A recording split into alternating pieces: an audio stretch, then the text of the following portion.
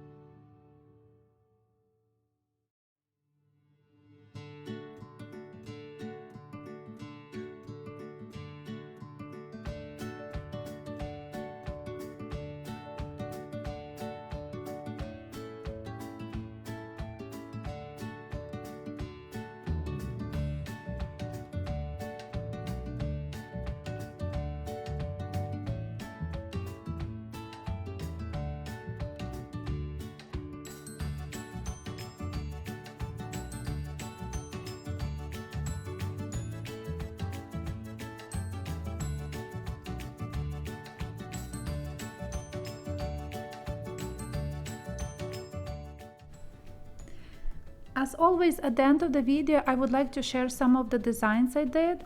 This one was done around the teardrop shape, and if you need to learn how to make a diamond link, you can check my diamond link video. This one was done around the round bead with some coiled element too.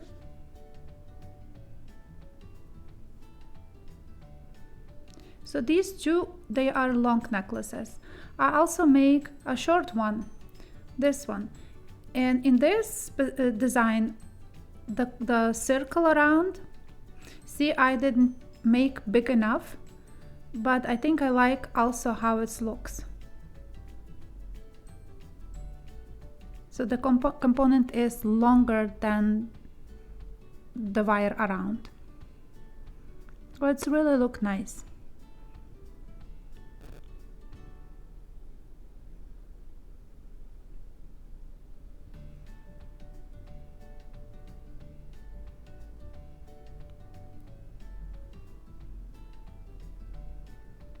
I also try to make the component we did today on the bottom and the diamond on top also look good. So whatever how you want to design your own jewelry, I hope you learned something. There is something else I want to show you. This piece, just without anything. So I hope you like it, guys, and I will see you next Tuesday again.